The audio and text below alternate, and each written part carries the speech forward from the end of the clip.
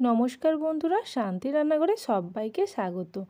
আজকে চলে এসেছি ইনস্ট্যান্ট লাড্ডু রেসিপি নিয়ে। আজকে বানাবো মতিচুর লাড্ডু, তাও আবার 1 কাপ বেসন দিয়ে, কোনো রকম বুঁদি বানানোর ঝামেলা ছাড়া। চলুন তাহলে দেখে নিই এই লাড্ডু বানাতে কি কি লাগছে এবং কিভাবে বানাচ্ছি। সবার প্রথমে লাগবে একটা পাত্র এবং 1 কাপ বেসন। আমি এখানে মেজারিং কাপ মেজার করে 1 কাপ বেসন নিচ্ছি এবং সেই পরিমাপ অনুযায়ী চিনি নেব। এখানে আমি নিয়ে নিচ্ছি 1 কাপ বেসন।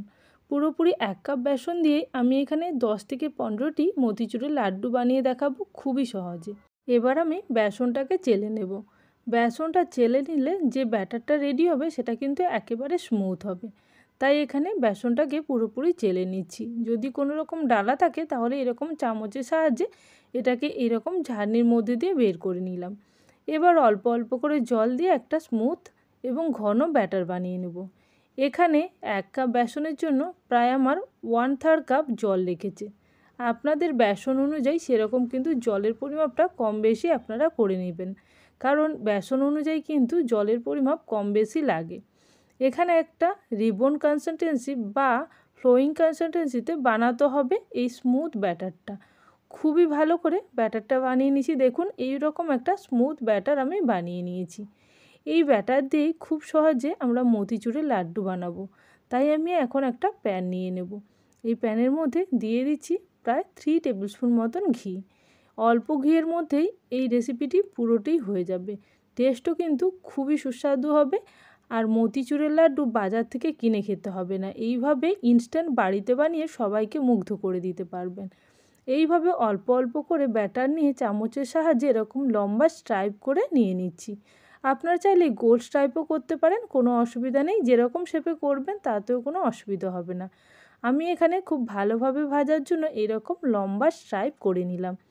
এবার আরও কিছুটা সাইডে জায়গা আছে, সেই জন্য আমি অল্প পরিমাণে ব্যাটার আবারও এইভাবে লম্বাটে করে দিয়ে দিলাম। এবার গ্যাসের ফ্লেম স্লো টু মিডিয়াম করে এইগুলোকে ভেজে নিচ্ছি। ভাজার সময় হালকা লালচে করে ভেজে নিতে হবে। খুব বেশি কড়া করে ভাজার দরকার নেই, শুধু খেয়াল রাখতে হবে বাইরেটা হালকা লালচে হবে এবং ভেতরের দিকটা কোনো রকম কাঁচা থাকবে না। এইভাবেই কিন্তু ভেজে নিচ্ছি। দেখুন, একটা আমার ভাজা হয়ে গেছে। এই রকম লালচে করেই কিন্তু ভাজতে হবে। এখানে এইগুলো তুলে নেওয়ার পর আবারও কিছুটা ব্যাটার দিয়ে এইরকম লম্বা স্ট্রাইপ করে ভেজে নেব। এখানে যেহেতু এই স্ট্রাইপটা শেষে দিয়েছিলাম তাই একটু সাইড করে দিলাম এবং সাইড থেকে আবারও কিছু স্ট্রাইপ দিয়ে দিচ্ছি। এতে তাড়াতাড়িও হয়ে যাবে এবং খুবই তাড়াতাড়ি লাড্ডুটা বানিয়ে ফেলতে পারবেন। যদি কোনো বড় ধরনের পাত্র থাকে সেক্ষেত্রে কিন্তু সেটাও ইউজ করতে পারেন, একেবারেই ভাজা হয়ে যাবে। এইগুলো যতক্ষণ ভাজা হচ্ছে ততক্ষণে আমি চিনি শিরাটা বানিয়ে নিচ্ছি। চিনি শিরা বানানোর জন্য মেজারিং কাপের 1 কাপ চিনি নিলাম আর সঙ্গে দিয়ে দিচ্ছি 1/2 কাপ পরিমাণে জল। চিনি এবং জলের পরিমাপটা এইভাবেই কিন্তু নিতে হবে। এরপর এটাকে ভালো করে ফুটিয়ে নিতে হবে যতক্ষণ না পর্যন্ত একতারে চিনি শিরা তৈরি হয়।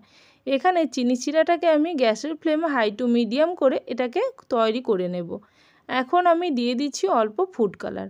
যেহেতু মতিচুর লাড্ডুতে কালারটা খুবই ভালো দেখায় তাই আমি এখানে কালারও দিচ্ছি। আপনারা যদি এখানে কালার না দিতে চান সেক্ষেত্রে নাও দিতে পারেন। এখন দেখে নেব চিনি শিরাটা একতারে রেডি হলো কিনা। এইভাবে আমি দেখে নিচ্ছি যে চিনি শিরাটা চিটচিটে এবং একতার হলো কিনা। দেখুন, এইভাবে হাতের সাহায্যে চেক করলেই বুঝতে পারবেন একটা তার রেডি হচ্ছে, তার মানে চিনি শিরাটা রেডি। এবার যেগুলো ভেজে রেখেছিলাম সেইগুলোকে আমি একটা মিক্সিং জারের মধ্যে এরকম টুকরো টুকরো করে দিয়ে দিচ্ছি। দেখুন, এইভাবেই কিন্তু ছোট ছোট টুকরো করে দিয়ে দিতে হবে। এখানে যেহেতু একবারে আমার সমস্তগুলো ধরবে না তাই আমি পুরোটা না দিয়ে কিছুটা দিয়ে প্রথমে ব্লেন্ড করে নেব, তারপরে আবারও দেব। গ্রাইন্ড করার সময় অবশ্যই কিন্তু মিহি গ্রাইন্ড করা যাবে না, একটু হালকা দাঁড়দেরে থাকবে সেরকম কিন্তু এরকম গ্রাইন্ড করে নিয়েছি। দেখুন, এইভাবেই কিন্তু রেডি করে নিতে হবে। এরপর যদি কোনো ছোট টুকরো থাকে সেগুলোও কিন্তু বের করে নিয়ে আবারও সেকেন্ড ব্যাচের মধ্যে দিয়ে এইভাবে রেডি করে নিতে হবে। একটু ছোট ছোট টুকরো করে দিলে এটা খুব তাড়াতাড়ি গ্রাইন্ড হয়ে যাবে। তাই যে টুকরোগুলো একটু বড় টুকরো আছে সেই টুকরোগুলোকে আমি আলাদা করে আবারও নিয়ে নিচ্ছি মিক্সিং জারের মধ্যে। এবার বাকি টুকরোগুলোও আমি দিয়ে দিচ্ছি ছোট ছোট টুকরো করে। এইভাবে একটু ছোট টুকরো করলে খুব তাড়াতাড়ি এটা গ্রাইন্ড হয়ে যায়।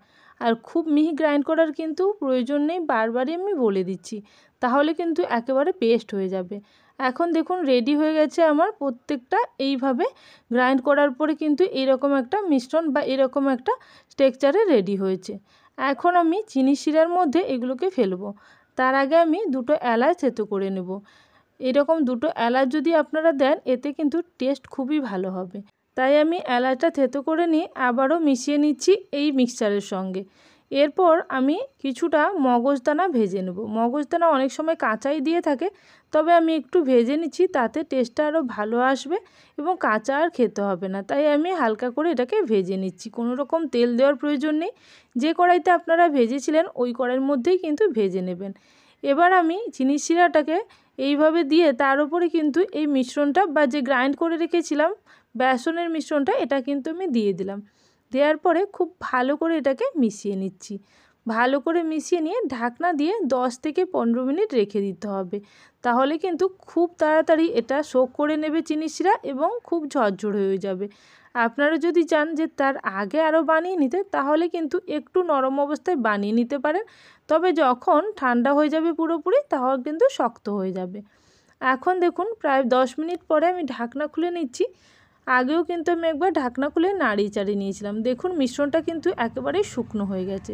এবার এই শুকনো মিশ্রণ থেকে হালকা হালকা করে হাতের সাহায্যে এরকম অল্প অল্প মিশ্রণ নিয়ে গোলা পাকিয়ে লাড্ডু বানিয়ে নেব। দেখতেই পাচ্ছেন কতটা সুন্দর লাড্ডু রেডি হচ্ছে। এগুলো কিন্তু একেবারে দোকানের মতনই টেস্ট হয়, কোনো রকম আলাদা কিছু নয়। তবুও কিন্তু হেলদি একটি রেসিপি। বাড়িতে এইভাবে লাড্ডু বানিয়ে বাচ্চা থেকে বড় সবাইকে দিতে পারেন। শুধুমাত্র কালারটা যদি না দিতে চান সেটাও কিন্তু অ্যাভয়েড করতে পারেন। এইভাবে দেখুন মতিচুরের লাড্ডুগুলো এক এক করে আমি রেডি করে ফেলছি। তাহলে বন্ধুরা, রেসিপি ভালো লেগে থাকলে অবশ্যই কমেন্ট সেকশানে জানাবেন। আর যারা এখনও পর্যন্ত চ্যানেলটিকে সাবস্ক্রাইব করেননি, অবশ্যই চ্যানেলটিকে সাবস্ক্রাইব করে নিয়ে পাশে থাকা বেল নোটিফিকেশানে ক্লিক করে রাখবেন, যাতে আমার চ্যানেলে কোনো নতুন রেসিপি আসার সঙ্গে সঙ্গে আপনাদের কাছে সবার আগে নোটিফিকেশান পৌঁছে যায়। তাহলে আজকের জন্য এই পর্যন্ত। আবারও চলে আসবো নতুন কোনো রেসিপির সঙ্গে। ততক্ষণের জন্য সবাই ভালো থাকবেন, সুস্থ থাকবেন। Thank you for watching my video.